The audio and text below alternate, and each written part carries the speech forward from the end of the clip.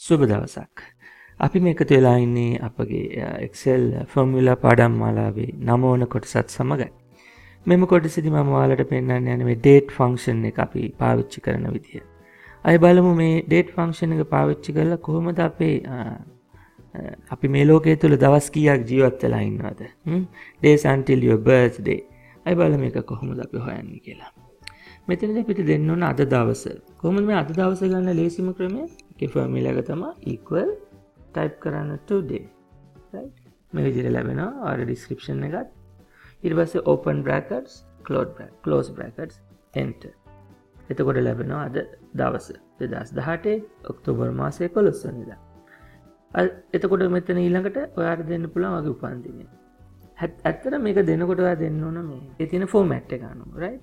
එතකොට මේකේ format එක තමයි එකටම මාසේ, ඊට පස්සේ දවස, ඊට පස්සේ අවුරුද්ද. අපිට එතකොට පිළිතුර ලැබෙන අපි දවස් කීයක් ජීවත් වෙලාද කියලා මේ වෙනකොට 13900ක්.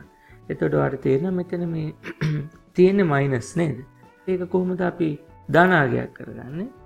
අපි මේ ෆෝමියුලා බාර් එකට ගිහිල්ලා අපි මේ විදිහට brackets දෙකක් open and close මේ විදිහට කරලා මේක වැඩි කරොත් minus එකෙන් ඍණ එකෙන් ඉතින් අපිට පිළිතුර දාන විදිහට ලැබෙනවා.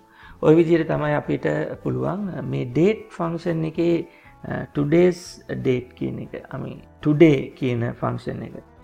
ඒ කියන්නේ අද දවස භාවිතා කරලා අපේ උපන්දිනයත් එක්ක අපි කොහොමද බලන්නේ කියලා අපි ජීවත් වෙලා දින දවස් ගන්න. හරි. මේක තමයි පළවෙනි කොටස. අපි ක්‍රමයෙන් යමු තරමක් ඇඩ්වාන්ස් නැත්නම් තරමක් සංකීර්ණ වූ ෆෝමියුලාස් වලට මේ දවස today කියන ෆන්ක්ෂන් එකත් එක්ක. බොහොම ස්තුතියි නරඹුවට. සුබ දවසක්. ජේසුස් වේදයි.